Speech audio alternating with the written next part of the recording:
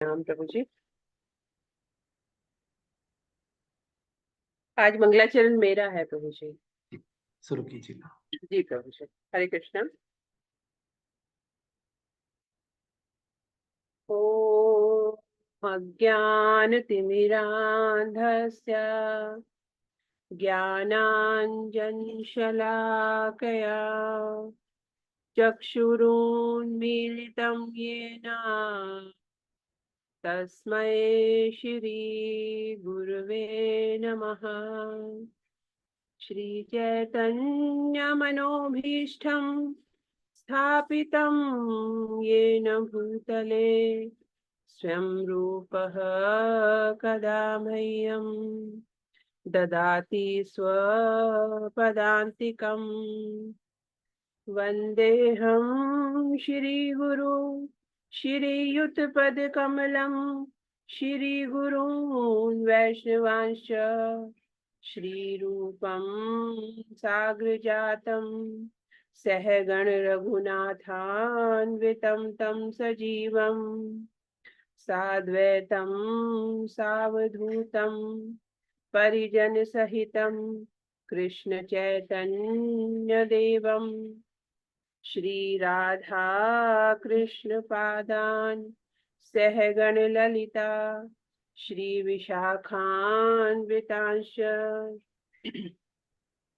हे कृष्णा करुणा सिंधो दीनबंधो जगतपते गोपेश गोपिका कांत राधा कांत नमोस्तुते।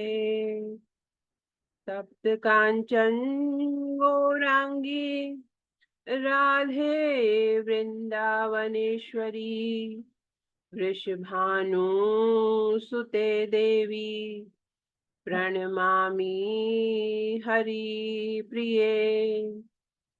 वाञ्छाकल्पतरुभ्यश्च कृपा सिन्धुभ्य एव च पतितानां पावनेभ्यो वैष्णवेभ्यो नमो नमः।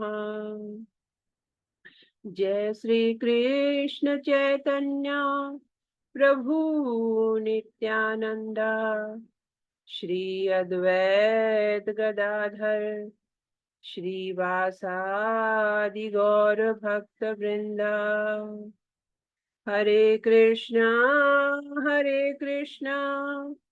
कृष्णा कृष्णा हरे हरे हरे राम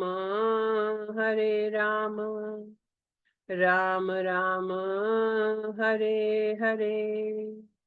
ओम नमो भगवते वासुदेवाय। ओम नमो भगवते वासुदेवाय। ओम नमो भगवते वासुदेवाय। हरे कृष्णा। हरि बोल।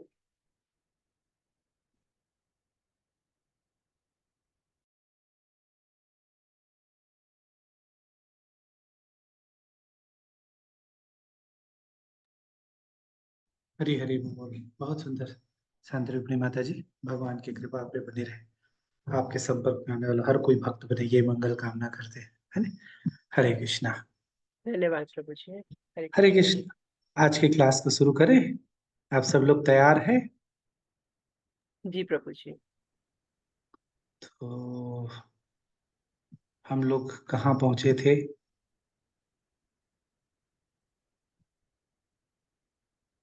हम लोग तीसरे श्लोक पे आते ना। 2 श्लोक हो गए थे। 2 श्लोक में किसी का कोई प्रश्न? तीसरे श्लोक पे चले आज। सुप्रजा माता ji, can you start the third श्लोक टुडे? हरे कृष्ण प्रभु जी। हरे कृष्ण जी। किसी का कोई? हरे कृष्ण प्रभु जी, मैं जी बोल रही थी। हाँ माता जी। 1 और 2 श्लोक का, पहला और दूसरा श्लोक का सारांश बताएंगे शॉर्ट रूप में, छोटे ठीक। रूप में। हाँ, जी थर्ड शुरू करने से। हालांकि जी। इसका हम लोगों ने लिंक भी यूट्यूब में डाल दिए हैं, और ग्रुप में भी इसको डाल दिए हैं। आप लोग विस्तार से सुनना चाहेंगे तो ठीक है, और अभी जैसा आदेश हुआ है तो संक्षेप में मैं इसको कर लूँ, है ना? ठीक है, जी चलिए। प्रभु जी, धन्यवाद प्रभु जी। हरे कृष्ण। चलिए, सुप्रजा माता जी।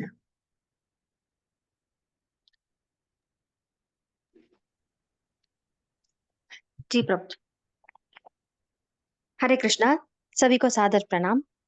अब हम पढ़ेंगे श्रीमद् भगवद गीता अध्याय 1 श्लोक संख्या 3। पश्यैतां पाण्डुपुत्राणाम् आचार्य महतीं च मूं व्यूढां द्रुपदपुत्रेण तव शिष्येण धीमता। पश्यैतां पाण्डुपुत्राणाम् पश्येतां पश्यैतां पाण्डुपुत्राणाम् पाण्डुपुत्राणाम् आचार्य महतीं च मूं आचार्य महतीं च आचार्यमहतीं मूं प्रमुं व्यूढां द्रुपदपुत्रेण व्यूढां यूढां द्रुपदपुत्रेण द्रुपदपुत्रेण तव शिष्येण धीमता। तव तव शिष्येण शिष्येण धीमता। धीमता। हरि हरि हरि हरि हरे कृष्ण। हरे कृष्णा। ममता माता जी अनुवाद रिपीट कराइए। हरे कृष्णा। ममता सोनी माता जी पूर्वा से अनुवाद रिपीट कराइएगा। जी प्रभु जी। हरे कृष्णा जी। सभी को सादर प्रणाम। हे आचार्य, हे आचार्य, पांडु पुत्रों की पांडु पुत्रों की विशाल सेना को विशाल सेना को देखें, देखें, इससे आपके जिसे आपके आपके बुद्धिमान शिष्य बुद्धिमान शिष्य बुद्धिमान शिष्य द्रुपद के पुत्र द्रुपद के द्रुपद पुत्र के पुत्र ने इतने कौशल से इतने कौशल से व्यवस्थित किया है। व्यवस्थित किया है। किया है। हरि हरि बोल। बहुत बहुत बहुत धन्यवाद। हरे कृष्णा। कमला सोनी माता जी आप तात्पर्य पढ़िएगा। जी जी गुरु जी। जी प्रभु जी। तात्पर्य शिला प्रभुपाद के द्वारा। जय शिला प्रभुपाद जी। जी तात्पर्य। तात्पर्य। परम राजनीतिक दुर्योधन महान ब्राह्मण सेनापति द्रोणाचार्य के दोषों को इंगित करना चाहता था। अर्जुन की पत्नी द्रौपदी के पिता राजा द्रुपद के साथ द्रोणाचार्य के कुछ राजनीतिक झगड़े थे। इन झगड़े के फलस्वरूप द्रुपद ने एक महान यज्ञ संपन्न किया, जिससे उसे एक ऐसा पुत्र प्राप्त होने का वरदान मिला जो द्रोणाचार्य का वध कर सके। द्रोणाचार्य इसे भली भांति जानता था, किंतु जब द्रुपद का पुत्र धृत धृतुम्न धृतुम्न युद्ध शिक्षा के लिए उसको सौंपा गया, तो द्रोणाचार्य की उसे अपने सारे सैनिक के रहस्य प्रदान करने में कोई झिझक नहीं हुई। अब धृष्टद्युम्न कुरुक्षेत्र की युद्ध भूमि में पांडवों का पक्ष ले रहा था, और उसने द्रोणाचार्य से जो कला सीखी थी उसी के आधार पर उसने एक व्यूह रचना की थी। दुर्योधन ने द्रोणाचार्य की इस दुर्बलता की ओर इंगित किया, जिससे वह युद्ध में सजग रहे और समझौता न करे। इसके द्वारा वह द्रोणाचार्य को यह बताना चाह रहा था कि कहीं वह अपने प्रिय शिष्य पांडवों के प्रति युद्ध में उदारता न दिखा बैठे। विशेष रूप से अर्जुन उसका अत्यंत प्रिय एवं तेजस्वी शिष्य था। दुर्योधन ने यह चेतावनी दी कि युद्ध में इस प्रकार की उदारता से हार हो सकती है। जी हरे हरि हरि। कृष्ण प्रभु। बहुत सुंदर, बहुत बहुत धन्यवाद। तो जैसा कि आदेश हुआ, पहले श्लोक में क्या था? पहले श्लोक में क्या बोला गया था? पहले श्लोक में ये बोला गया था कि धृतराष्ट्रवाच धर्म क्षेत्रे कुरुक्षेत्रे संवेता युयुत्सवा मामका पांडवश्चैव किम अकुरुत संजय। तो उस श्लोक में धृतराष्ट्र ने संजय से पूछा कि मेरे और पांडु के पुत्रों ने वहां युद्ध के मैदान में क्या किया करके ये पूछा था, प्रश्न पूछा था। तो फिर उसके उत्तर में संजय दूसरा श्लोक दे रहे हैं, है ना? तो पहले श्लोक में हम लोगों ने देखा था कि धृतराष्ट्र कौन, संजय कौन, है ना, और उसमें जितने महारथी आने वाले थे उन सब के बारे में चर्चा की। और यहाँ पे धृतराष्ट्र ऐसा क्यों पूछते हैं, उसके कारण को हम लोगों ने जाना कि धृतराष्ट्र ने ऐसा क्यों पूछा। युद्ध के मैदान में तो युद्ध तो करना ही था, तो उसको पूछे क्यों। भाई कोई पानी पी रहा और क्या पानी पी रहे हो आप, ऐसे पूछना तो कोई समझदारी की बात नहीं है। युद्ध के मैदान में गए हैं तो युद्ध करेंगे ही, और क्या करेंगे। वो इसलिए पूछते हैं क्योंकि दो बात था, धर्म क्षेत्र में युद्ध करने जा रहे थे, तो धर्म क्षेत्र में क्षेत्र का प्रभाव हम लोगों ने सीखा था कि किस प्रकार से क्षेत्र के प्रभाव में आने से आदमी के व्यक्तित्व में परिवर्तन आ जाता है ना। और इसके लिए बहुत सारे उदाहरण हम लोगों ने देखे थे। तो ये धर्म क्षेत्र जो कुरुक्षेत्र था वो धर्म क्षेत्र था, वहां पे देवी देवता भी यहाँ पे आने के लिए तरसते थे और यहाँ से भगवान के धाम जाने को बड़ी सरलता से प्राप्त हो जाता था। तो यहाँ पे ये था कि उस सब लोगों को, धृतराष्ट्र को ये लग रहा था कि कहीं ऐसा तो नहीं कि ये लोग क्या कर लें, समझौता कर लें क्षेत्र के प्रभाव में आके, ऐसे तो नहीं करेंगे, पूरा विश्वास था, लेकिन क्षेत्र का प्रभाव ऐसा करवा देगा। और ये धृतराष्ट्र थे, ये धृत और राष्ट्र, राष्ट्र को, देश को, अपने सिंहासन को हमेशा पकड़ के रखने वाले थे, तो अंधे होते भी राज्य करना चाहते थे। तो ये इस प्रकार की मानसिकता के थे। तो एक दूसरा ये तो एक तरीके, एक चीज था। और दूसरा ये उनको डर था, वो जानते थे कि कौरव बहुत बलशाली हैं। और हम लोगों ने विराट कीचक वध का देखा, हम लोगों ने कि किस प्रकार से कीचक का वध होता है और सुषुम्ना एक तरफ से आक्रमण करता है, दुर्योधन एक तरफ से आक्रमण करता है। अब पूरे दुर्योधन इनको पूरे कौरव को हरा देते हैं, है ना। उधर सुषुम्ना को केवल दो ही लोग हरा देते हैं। तो ये देखे थे कि कौरव को ये पूरे सेना के साथ जाए रहते हैं तो भी हरा देते हैं। तो ये डर से पूछ रहे थे कि क्या हो रहा है, क्या हुआ भाई, बता जल्दी, बता जल्दी बता, क्या हो रहा है, मेरे बच्चे क्या कर रहे हैं वहां पे, वीर गति को तो नहीं प्राप्त हो गया जाते ही। तो ये जान रहे थे। तो और इसके बाद हम लोगों ने एक गंधर्व वाली कहानी भी देखी थी कि किस प्रकार से पांडवों को अपमानित करने के लिए वहां जाके ऐशो आराम की जीवन वो लोग जीने के लिए वहां पे टेंट लगा के रहना चाहते हैं।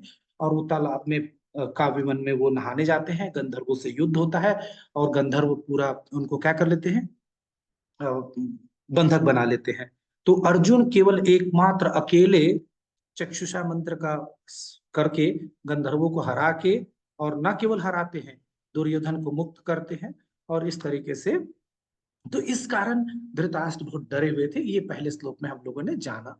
और फिर हम लोगों ने देखा था कि किस प्रकार से हम लोगों ने सीख लिया था उसमें से। और फिर दूसरे श्लोक में फिर संजय जो धृतराष्ट्र ने पूछा था उसी का उत्तर दिया संजय ने, कि जवाब में बताया कि दुर्योधन जो है गुरु द्रोणाचार्य के पास गए हैं और वो ये कहने वाले, कौन, वो तीसरे श्लोक में हम लोग देखेंगे। तो दूसरे श्लोक में वो दुर्योधन द्रोणाचार्य के पास क्यों जाते हैं, तो डर के कारण।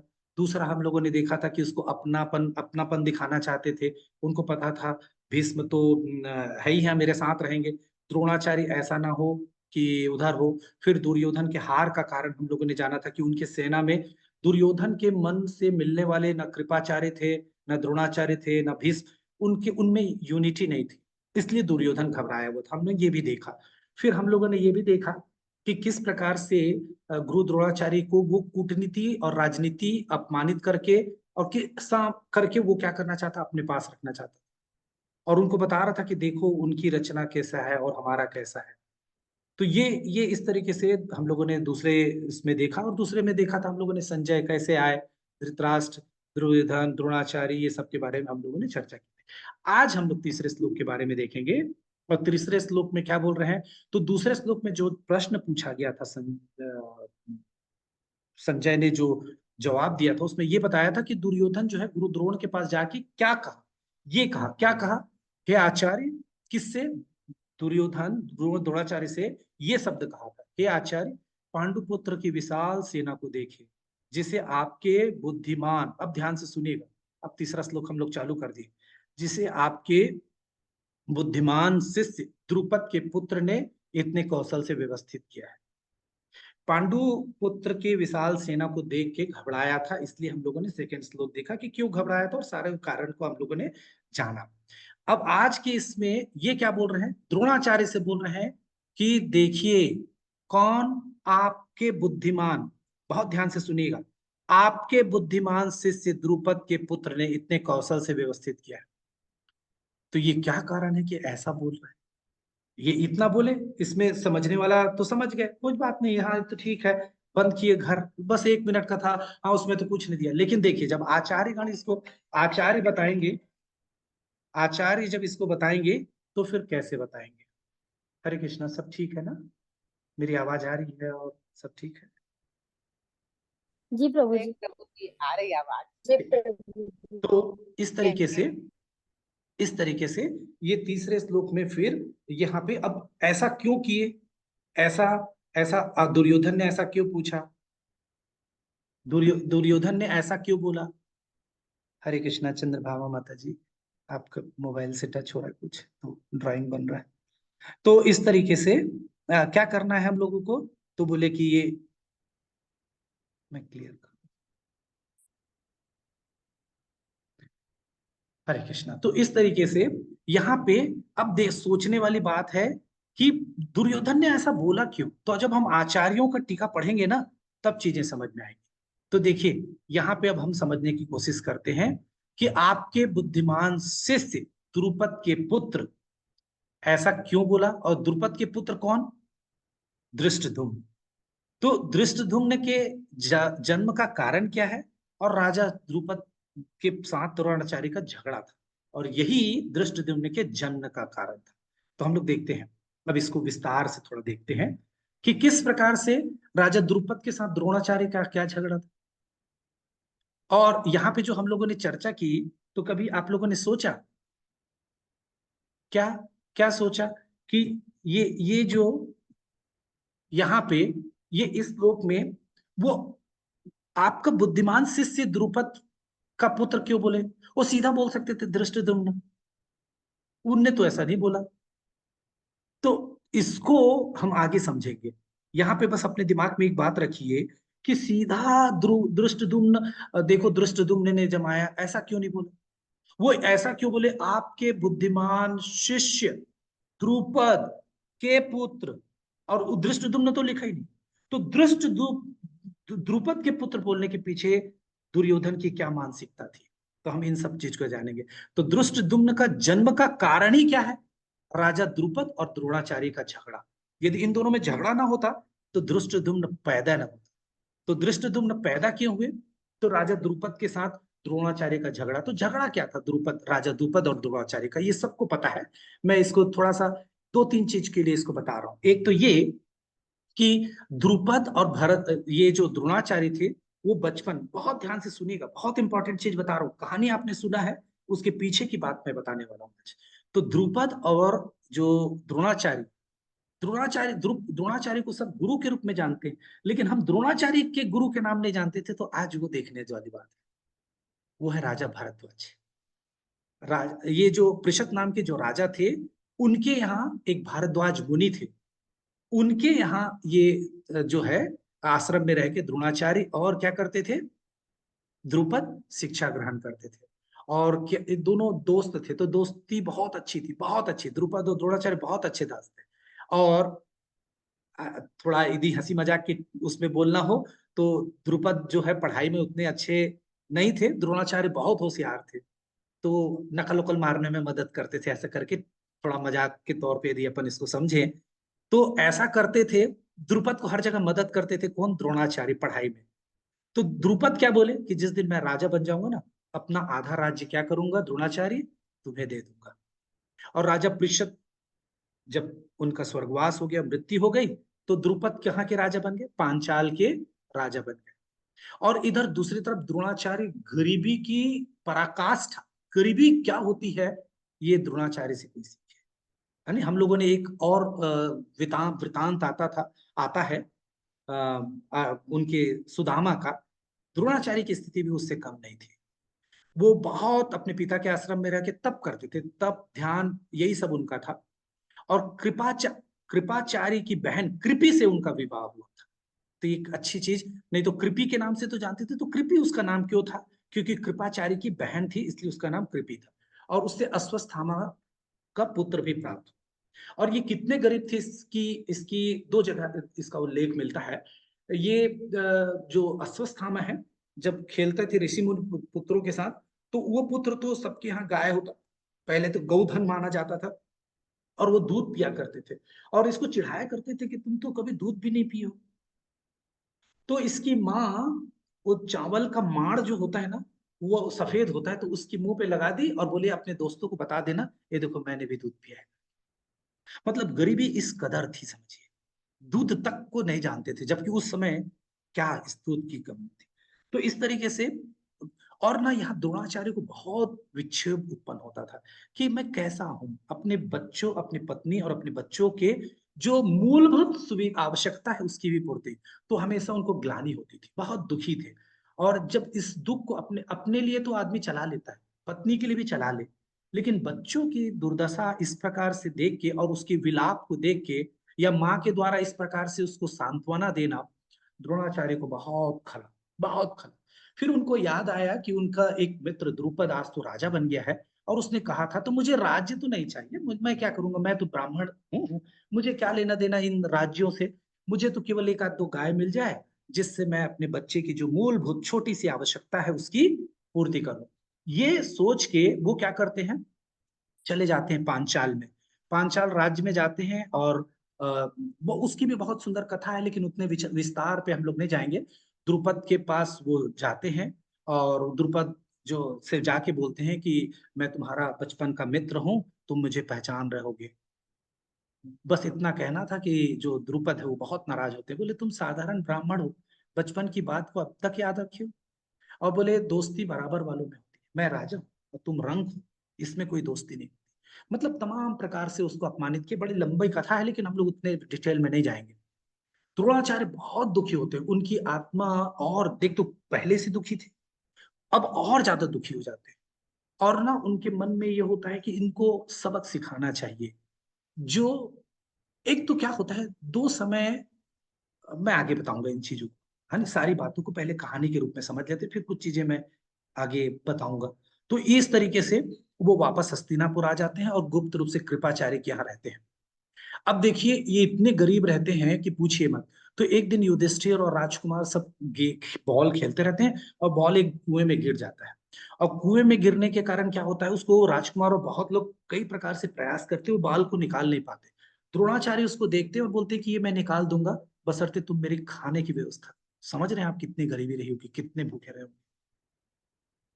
और खूब एक एक थोड़ा सा तृण लेते हैं, अभी मंत्र करते हैं और डालते हैं, और वो बालू बना जाता है। इसको देख के जो राजकुमार युधिष्ठिर महाराज भीष्म पितामह के पास जाते हैं और इनके बारे में बताते हैं। तब बड़े आदर और सत्कार के साथ जो भीष्म देव हैं वो इनको, द्रोणाचार्य को अपने यहाँ ले आते हैं, और सारे राजकुमार कौरव और पांडव सभी को क्या करते हैं, सभी को अस्त्र शस्त्र की विद्या देने के लिए निर्धारित करते। उसके बाद उनका जीवन थोड़ा पटरी में आता है। इतना कष्ट उन्होंने सहा था, और एक बैक ऑफ माइंड में ये दुख उनके पास रहा कि जिनने मुझे, मैंने नहीं किया था, उनने कहा था कि आधा राज्य दे दूंगा, और आज मैंने एक गाय मांगने गया, उतना अपमान किया उसने। चलो ना देना एक अलग बात है, अपमान करना, वो भी अपनों से ना ज्यादा आशा होता है। जब आपका अपना कोई इस प्रकार से बात करता है तो दुख होता है, बाहर का कोई बोलता है तो अपन तो बड़े मान, लेकिन जिसको आप सबसे ज्यादा पसंद करते हो, जो आपके बिना न जीने की कस्में खाता हो, और उसके द्वारा ऐसी बात करना, बहुत। फिर कौरव पांडव को बहुत अच्छा शिक्षा देते हो, बहुत बहुत ज्ञानी रहते हैं, बहुत तपस्वी रहते हैं। द्रोणाचार्य को वरदान भी प्राप्त रहता है कि जब तक आपके हाथ में कोई भी एक अस्त्र रहे, ऐसा भी नहीं कि गदा रहे, ये रहे, कोई भी एक अस्त्र रहेगा तो आपको कोई नहीं हरा सकता। इतने बड़े प्रतापी थे, इतने प्रतापी। और ये कौरव पांडव बहुत सुना, बहुत विद्या देते हैं। अब जब गुरु दक्षिणा की बात आती है तो कौरव से कहते हैं कि आप, चूंकि राजकुमार तो वही थे पहले, तो बोले कि जाओ और जो है द्रुपद को बंदी बना के आओ। कौरव बिना एक मिनट लगाए, बिना कुछ बोले, जैसी गुरु ने कहा, तुरंत वहां से निकले, सारे सैनिकों को लेके 100 भाइयों के साथ द्रुपद के ऊपर आक्रमण कर देते। रिजल्ट क्या होता है, हार जाते हैं, आ जाते हैं गुरु के पास। लेकिन फिर वो बोलते, पांडव तुम्हारी बारी है, तुम यदि गुरु दक्षिणा देना चाहते हो तो मुझे केवल यही चाहिए। और युधिष्ठिर महाराज बोलते हैं ये हमारा गुरु दक्षिणा देना है, इसलिए सेना लेके नहीं जाएंगे, केवल हम 5 जाएंगे, ये हमारे 5 की जिम्मेदारी है, अपने गुरु के वचनों का पूरा करना और अपने गुरु को क्या देना, दक्षिणा देना। तो इसलिए किसी और की मदद लेके यदि हम दक्षिणा इकट्ठा करते हैं तो वो उसका कोई मतलब नहीं रहेगा। युधिष्ठिर महाराज जाते हैं, द्रुपद को हराते ही बस नहीं है, अर्जुन बांध के उसको लेके आते हैं, और कहाँ छोड़ता है, अपने गुरु के चरणों पे गिरा देता है, ढकेल देता है। द्रोणाचार्य बहुत जोर से हंसते हैं और बोलते हैं कि अब तो तुम्हारा राज्य मेरा हो गया, लेकिन मैं अपना तुम्हारे जैसा वचनों का कच्चा नहीं हूं। मैं तुम्हारे जो बचपन में तुमने दिया था, अब मैं तुम्हें आधा राज्य देता हूं। तुम्हारे वचनों को पूरा मैं करता हूं और आधा राज्य तुम्हें देता हूं। क्षत्रिय के लिए इससे बड़ा अपमान कुछ, मरना छोटा सा काम, इस प्रकार से राज्य को लेना और दे देना, बहुत अपमान का महसूस करते हैं, बहुत ज्यादा। मतलब सोचिए, जितना द्रुपद तो द्रोणाचार्य को दुआ था, उससे लाख गुना, क्योंकि वो तो ब्राह्मण थे, कोई दिक्कत नहीं थी। वो तो क्षत्रिय थे, क्षत्रियों से राज्य ले लेना और उसको भीख, मतलब इस प्रकार से, तो बहुत द्रोणाचार्य जो है इस प्रकार से करते हैं, तो द्रुपद बहुत अपमानित महसूस होते हैं। और जब उनको छोड़ देते हैं तो द्रुपद फिर क्या करते हैं, प्रतिज्ञा करते हैं कि मैं इसका लूंगा, और उसी के उसमें धृष्टद्युम्न नाम का बच्चे का जन्म होता है। तो ये याज और उपयज नाम के दो मुनि रहते हैं, उनसे जो है धृष्टद्युम्न फिर क्या करते हैं, राजा जो है वो द्रुपद जो है वो करवाते हैं, और धृष्टद्युम्न जो है अग्नि से निकलते हैं। अग्नितुल्य तेजस्वी पुत्र इसलिए बोलते हैं क्योंकि वो अग्नि से निकलते रहते, इनको अयोनि संभव भी बोलते हैं, है ना। और ये अग्निकुंड से प्रज्वलित हुए थे, और उसका बहुत सुंदर विवरण है। और उसी वेदी से द्रौपदी भी निकले थे। तो जो द्रुपद थे उनके दो उपज संतान है, द्रौपदी और ये धृष्टद्युम्न। तो ये इस प्रकार से इनका याज्ञसेनी भी बोलते हैं, यज्ञसेन पुत्र भी बोलते हैं, याज्ञसेनी भी बोलते हैं, यज्ञसेन सुत भी बोलते हैं। सुत मतलब बच्चा, उसका पुत्र, है ना। तो इस प्रकार से लेते हैं। और ये निश्चित रूप से केवल और केवल इसको प्रतिष्ठि यज्ञ करके इसको लाया गया है, किसके विनाश के लिए, द्रोणाचार्य के विनाश के लिए। तो इस प्रकार से ये जो सोमात्रणी सौत्रामणि जो इसकी द्रुपद की पत्नी थी, द्रुपद की पत्नी, उनको बोलते हैं, लेकिन वो आने में देर कर देती है, तो हवा डाल देते हैं जो ऋषि मुनि, और फिर वो संतान उत्पन्न हो जाता है। और वो इतना तेज होता है, उसमें अग्नि के रूप में तेज रहता है, और वो उसके माथे मस्तक में किरीट होता है, वो कवच से ढका रहता है, और बाण लेके, धनुष लेके वो बाहर निकलता है, बाहर अग्नि से। और वो ऐसा लगता है जैसे तुरंत युद्ध करने चला जाएगा, क्योंकि वो बड़ी सिद्ध मुनियों के द्वारा इस विशेष रूप से इसको उत्पन्न किया जाता है। और आकाशवाणी होता है कि पांचालों के दुख का वो करेंगे, और द्रोणाचार्य के मृत्यु का कारण बनेगा, और यही उसका है। तो धृष्टद्युम्न अत्यंत पराक्रमी था। और सबसे सबसे अच्छी बात बोलिए, या इसको एक समझिए, ये धृष्टद्युम्न जब पैदा होता है तो इसको ज्ञान के लिए, इसको धन विद्या सीखने के लिए, अस्त्र शस्त्र की विद्या सीखने के लिए गुरु के कौन बनता, मन द्रोणाचार्य। याद दिलाइएगा, द्रोणाचार्य इनको को अपने गुरु के रूप में ये स्वीकार, गुरु के रूप में अपने को स्वीकार, मतलब अपने शिष्य के रूप में धृष्टद्युम्न को स्वीकार कर ले, जबकि उनको सब बात पता थी। ध्यान से सुनिएगा, ये सारी बातें हमारे उस श्लोक से जुड़ी हुई है, कि वहां पे धृष्टद्युम्न के लिए वो क्यों बोले द्रुपद का पुत्र, इसीलिए बोले उनको चिढ़ाने के लिए, ये तुम्हारे कारण पैदा हुआ है और तुम्हें मारने के लिए पैदा हुआ था, और तुमने क्या किया द्रोणाचार्य, तुमने इसको अस्त्र शस्त्र की विद्या दी। इसलिए वहां पे दुर्योधन जो है द्रोणाचार्य से बोला कि आपका शिष्य का पुत्र, इस तरीके से, जो आपका पुत्र, जो इसका दोस्त का पुत्र, जो शिष्य है आपका, वो उसने इतना सुंदर व्यूह रचना की है आपके विरुद्ध, क्योंकि इधर के आप हो और आपके विरुद्ध में ये खड़े हुए हैं। तो देखिए कितना सुंदर धृष्टद्युम्न ने किया है, ये बात बताने के लिए। तो आगे हम लोग देखेंगे। तो इस तरीके से जब द्रुपद लेके जाते हैं, और यहाँ पे देखिए हमारा शास्त्र कितना अच्छा है। एक ब्राह्मण और एक डॉक्टर, वो मित्र शत्रु नहीं देखते। डॉक्टर ये नहीं बोलेगा कि ये मेरे शत्रु का बच्चा इसलिए उसको बचाना, उसका धर्म ही है बचाना। इसी तरीके से शिक्षा देना द्रोणाचार्य का कार्य था, और धृष्टद्युम्न को कर लेते हैं और अपने कर्तव्य का निर्वहन करते हैं। कितने प्रतापी थे सोचिए ये लोग, है ना अपने। तो इस तरीके से आपके बुद्धिमान शिष्य द्रुपद के पुत्र कहने का क्या कारण है, तो यही एक कारण है। वे सीधे धृष्टद्युम्न कह सकते थे, लेकिन नहीं बोले। क्यों नहीं बोले, क्योंकि गुस्सा दिलाना चाहते थे। क्योंकि द्रुपद और द्रोणाचार्य का दुश्मन ही था। धृष्टद्युम्न से तो कोई दिक्कत नहीं था, धृष्टद्युम्न बोलते तो द्रोणाचार्य में अंदर में कोई हलचल नहीं होता। लेकिन द्रुपद, जैसे आपके दुश्मन का नाम लेगा तो आदमी क्या, जिससे आप चिढ़ते हो उसके बारे में बोलेंगे तो खून खौलने लगे, तो एक प्रकार से उनको गुस्सा दिलाना चाहते थे। आप सोचिए दुर्योधन कितना राजनीतिक या कूटनीति करने वाला था, कितना छल कपट सब जानता था, तो इस प्रकार से उनको गुस्सा दिलाना चाह रहा था। वो बता रहा था कि जिसने आपका अपमान किया है, जिसने आपको धोखा दिया, जिसका जीवन का उद्देश्य आपको मारने का है, वो उसने ये रचना की है आपके विरुद्ध में। तो आपको क्या नहीं करना है, ढीला नहीं होना है और अपनी पूरी ताकत पूरी जान लगा देनी है, कमजोर नहीं पड़ना है सामने वाले को लड़ने के लिए। तो देख रहे हैं उनमें एक प्रकार का ऊर्जा का संचार कर रहा है द्रोणाचार्य में।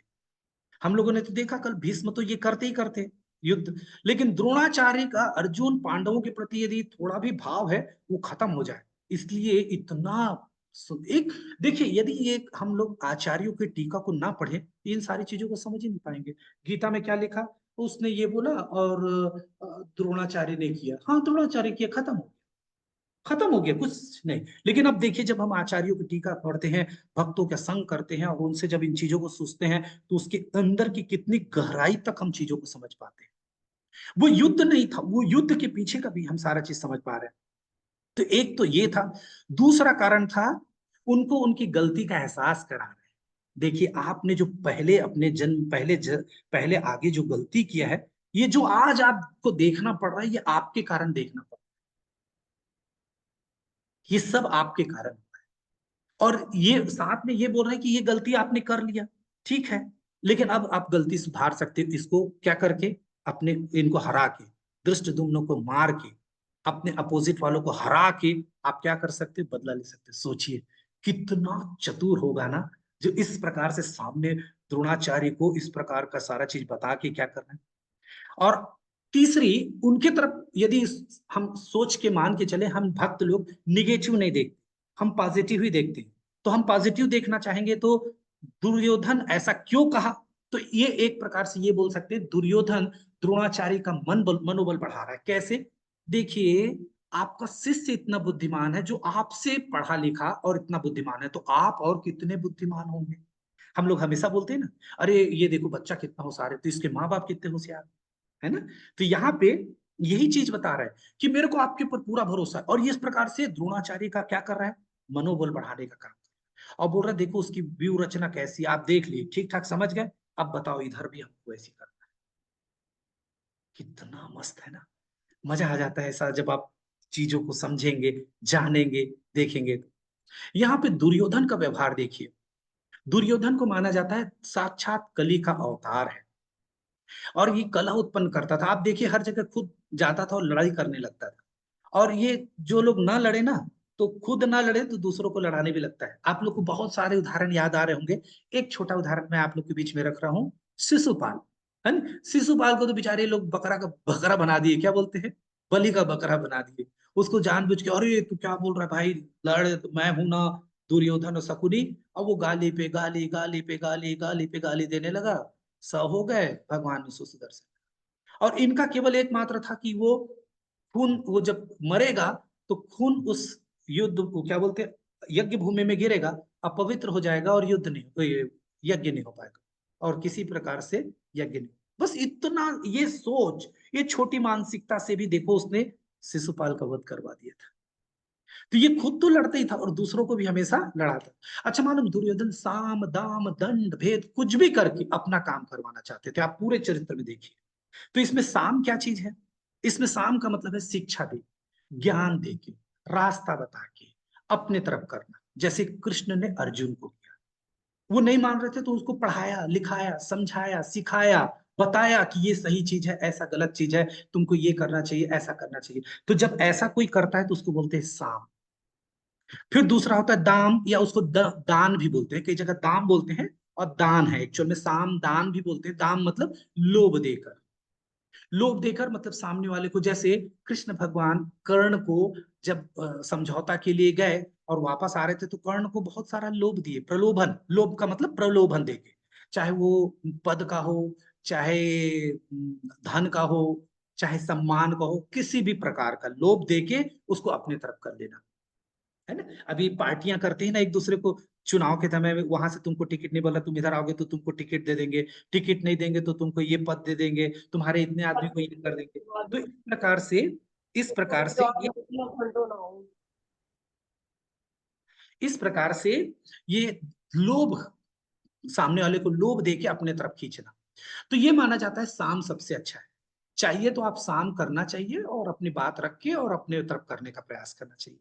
कभी कभार उसके बाद जो दूसरे कैटेगरी में आता है वो दाम है, और उससे भी जब नहीं बात चलता तो दंड देकर, मतलब सामने वाले को प्रताड़ित करके, कभी दंड देके। जैसे बच्चे लोग को पहले समझाते हैं, बेटा पढ़ाई कर लो नहीं तो तुम ये होगा, नहीं मानता तो फिर उसको क्या करते हैं, बेटा तुम ये पढ़ लोगे, ये याद कर लोगे तो तुमको चॉकलेट देंगे, आइसक्रीम देंगे, घुमाने ले जाएंगे, साइकिल देंगे, ये था।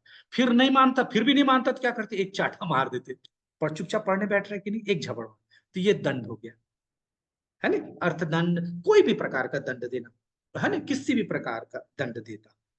और फिर चौथा भेद, ये एक बोला जाता है शास्त्र नीति के हिसाब से इसको नहीं करना चाहिए, ये छल कपट या धोखा वाली बात है, तो ये कोशिश करना चाहिए, ये नहीं। लेकिन दुर्योधन हर तरीके से तैयार रहता था, साम दाम दंड भेद, एन केन प्रकारेण बोलते हैं ना, वो यही कि किसी भी तरीके से वो क्या हो जाए करके। तो ये यहाँ पे कृष्ण अर्जुन को साम का किए थे। कितना समय हो गया, अच्छा है टाइम। तो इस श्लोक से हमने क्या सीखा, पहले सीख, गुरु का अपमान नहीं करना चाहिए, उनकी गलती नहीं बतानी चाहिए, ये हमारा पहला सीख होना चाहिए। गुरु के सानिध्य भी ज्यादा नहीं करना चाहिए, बहुत बड़ी बात आज आपके बीच में रख रहा हूं। जब बहुत ज्यादा क्लोज हो जाते हैं ना तो हम कुछ भी बोल डालते हैं गुरु से, इसलिए गुरु के बहुत करीब होने की कोशिश नहीं करना चाहिए। जब हम बहुत करीब, जैसे अर्जुन कृष्ण के बहुत बहुत ज्यादा अटैच थे और बहुत दिन भर संग करते थे, तो क्या करते थे, वो बोलते ना यादवेती सखेती, मैं तो आपको सखा बोल दिया, यादव बोल दिया, ये बोल दिया, वो बोल दिया, दुख होता है बाद में। तो जब गुरु बहुत करीब होते हैं तो उनसे हम बहुत प्रकार से बहुत कैजुअल ले लेते हैं और उनको सामान्य व्यक्ति के रूप में व्यवहार करते हैं, जो कि बिल्कुल अपमान है, बिल्कुल गलत है। इसलिए जितना जरूरत, जितना काम की बात, उतना करना चाहिए गुरु से, और जितना उनसे ज्ञान ले सकते उतना ही। बेकार की बातें करके गुरु का समय बर्बाद नहीं करना चाहिए। अपने पास तो समय है ही, लेकिन जो हमारे गुरु हैं उनके पास समय नहीं होता, उनका हर समय बहुत अमूल्य है। तो आत्म साक्षात्कार के अलावा बाकी बात करके उनका समय व्यर्थ नहीं करना चाहिए, और उनकी गलती बताना नहीं चाहिए, क्योंकि हम लोग उस स्तर पे नहीं है कि वो जो काम कर रहे हैं उसमें हम गलती देख लेते हैं, और ये बहुत बड़ा अपराध है, ये बहुत बड़ा अपराध है। गुरु की गलती नहीं देखनी चाहिए। गुरु उस गुरु हमसे ऊपर की स्थिति पे है, वो सारी चीजों को देख रहे हैं, समझ रहे हैं, इसलिए उस कार्य को कर रहे हैं। और जो वो भी किसी के शिष्य हैं तो वो इन सारी चीजों को जानते और समझते हैं। तो यहाँ पे इन चीजों को हमको समझना चाहिए। दूसरी सीख क्या मिलती है, अहंकार नहीं करना चाहिए, कभी भी अहंकार। ये अहंकार हमको पतन का कारण है। जैसे द्रुपद अपने पद पे आ गया तो अहंकारी हो गया। सोचिए, ये सारा चीज क्यों हुआ, ये सारा चीज इतना प्रपंच क्यों हुआ, केवल अहंकार के कारण। पद पाते ही हमको क्या होना चाहिए, और विनम्र होना चाहिए। जितना विनम्रता हो उतना अच्छा, और ना हमेशा अपने धरती से, अपने अपने मूल से आदमी को जुड़ा रहना चाहिए, बोलते हैं। अपने पुराने दिनों को कभी भूलना नहीं चाहिए, पुराने दिन में जब जिस मैं ऐसा था, और ये ध्यान में रहना चाहिए। इसलिए कभी अहंकार, ये अहंकार में तो आपको पता हो तो चाहे ब्रह्मा को अहंकार हो जाए, चाहे इंद्र को अहंकार हो गया था तो भी भगवान नहीं छोड़े, सत्यभामा को अहंकार हो गया तो नहीं छोड़े, आपने देखा कि गरुण को अहंकार हो गया तो भगवान ने नहीं छोड़ा, अर्जुन को अहंकार हो गया तो नहीं छोड़ा। ये सबकी कहानियां हैं, यदि अभी समय होगा तो इनमें से कुछ कहानियां आपके बीच में रखूंगा। तो आप देखें तो सुदर्शन को अहंकार हो गया तो भगवान ने नहीं छोड़ा, और भगवान तो इन तीनों के अहंकार को केवल 1 मिनट में चूर चूर कर लिए। कौन सी कहानी याद आ रही है आप लोग को, भगवान श्री कृष्ण जो है सत्यभामा को अहंकार हो गया था, और किनको, गरुण जी को, और साथ में सुदर्शन चल सुदर्शन सुदर्शन चल तो सुदर्शन को, तो ये तीनों को अहंकार हो गया था। तो जब अहंकार हो गया तो बोले कि पता चल गया, सत्यभामा को लगा कि ये तो पारिजात का वृक्ष भी लाने के लिए भगवान जो है चले गए थे। क्यों? क्योंकि मैं बहुत सुंदर हूं, ये मुझसे बहुत प्यार करते हैं, मैं बहुत सुंदर हूं, इसलिए ये मेरे लिए सब कर रहा है। फिर सुदर्शन को ये अहंकार हो गया था कि भगवान क्या जीतते हैं, भगवान तो केवल मुझे आदेश करते हो, मैं जाके सबको मार के आ जाता। भगवान क्या करते? भगवान तो कुछ करते नहीं, वो तो मुझे आदेश देते हैं। और सुदर्शन ऐसा है कि हजारों सूर्य का उसमें पावर है, तो इसलिए वो सबको काट पीट के मैं वापस आ जाता हूँ, तो असली रूप से मैं मारता हूँ। और गरुण को अहंकार हो गया था कि भगवान को कहीं भी जाना होता है तो मैं लेके जाता हूँ। और गरुण, ये गरुण जो अभी देखते हैं वो गरुण नहीं है, ये एक पंख ऐसे फैलाते थे तो एक लोग से दूसरे लोग पहुंचते थे, इतना पावर है। भाई जो भगवान को धारण करता है वो सामान्य जीव नहीं है, वो दिव्य हो करते थे। तो जो भी दुर्गा माँ को शेर या चूहा, गणेश जी को तो चूहा सामान्य घर में घूमने वाला चूहा समझिएगा, ये दिव्य होते हैं, है ना। तो इसकी चर्चा कभी और। तो इस तरीके से इन तीनों का अहंकार हो जाता है, तो भगवान समझ जाते हैं। तो भगवान बोलते हैं सुदर्शन थोड़ा 1 मिनट आओ, अभी सत्यभामा यहाँ बैठी हैं, हम और सत्यभामा हैं, तो तुम बाहर पहरा पहरा करो और कोई अंदर नहीं आना चाहिए। बोले ठीक, मैं पहरा दे रहा हूँ, आप निश्चिंत रहिए। सुदर्शन बाहर घूमने लगते हैं, पहरा देने लगते हैं। और गरुण को बोलते हैं, गरुण तुम एक काम करो, फटाफट जाओ और हनुमान जी होंगे उस पर्वत में, उनको बोलना कि जल्दी लेके आना, टाइम वेस्ट बिल्कुल नहीं करना गरुण, मेरे पास टाइम नहीं है, और तुरंत जाके तुरंत लेके आना। गरुण को तो अहंकार था ही, बोले 1 मिनट का काम है, बस यूं गया और यूं आया। भगवान बोले बिल्कुल फास्ट करना। बोले ठीक। गरुण चले गए, गरुण पहुंचे हनुमान जी के पास और हनुमान जी से बोले कि हनुमान जी चलिए, भगवान जी बुला रहे हैं आप। तो हनुमान जी बोले चलिए मैं आता हूँ। बोले अरे आप बूढ़े हो गए हो, आप उठोगे फिर जाओगे, बोले आप मेरे पीठ पे बैठो, आपको तुरंत ले जाओ। हनुमान जी बोले आप चलो। बोले भगवान जी बुलाए हैं, तुरंत चलिए बंदर। बस इतना बोलना था। हनुमान जी अपने पीछे ही, मुंह सामने ही था, पूछ अपना वो किए, गरुण को लपेटे और एक बार उठा के पटक। गरुण का पूरा सिर हिल गया, बोले क्या हुआ, आज तक मुझे ऐसा कोई नहीं किया। वो उड़ गए वहां से। इधर हनुमान जी पहुंचे, हनुमान जी पहुंचे तो बाहर सुदर्शन देख रहे थे अपना। बोले क्या? बोले भगवान जी से मिलना बुलाए। बोले नहीं नहीं, अभी आराम कर रहे हैं, अभी माता जी के साथ है, अभी आप नहीं जा सकते। तो वो सुदर्शन को लिए, अब डाले और चले गए। अब वहां पहुंचे, पहुंच के भगवान को प्रणाम किए हनुमान जी, और बोले किस दासी को आपने बगल में बैठा रखा है? इतना बोलना था, उतने में आ गए कौन? गरुण हाँफते आए। हाँफते देखे, हाँफते हाँफते पहुंचे तो देखे हनुमान जी पहले से आ चुके। गरुण का दिमाग ठंडा आ गया, बोले अरे मैं सोचता था मैं फास्ट हूं, ये तो हनुमान जी तो मेरे से भी फास्ट निकले।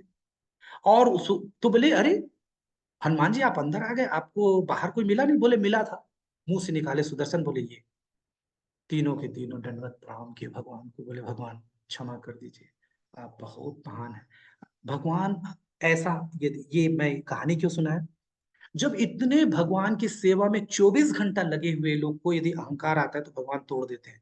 तो विश्वास मानिए, यदि हम लोग अपने भक्ति में भी थोड़ा अहंकार करें ना, कि मैं बहुत अच्छा बोल लेता हूँ, मैं बहुत अच्छा कीर्तन कर लेता हूँ, मुझे सब चीज पता है, मेरा जप बहुत अच्छा हो रहा है, बस बस वही आखिरी है। भगवान ऐसा पतन करते हैं, फिर 3 दिन तक जप करने का समय भी न मिले, है नहीं।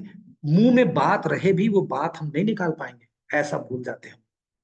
कीर्तन करते करते अचानक वो शब्द भूल जाए और कीर्तन ही नहीं, सुर ही नहीं बन पाता, समझ में ही नहीं आता। तो अहंकार हम लोगों को कभी नहीं करना है। विनम्रता, सहिष्णुता हम लोगों की कूट कूट के हमारे इसमें होना चाहिए।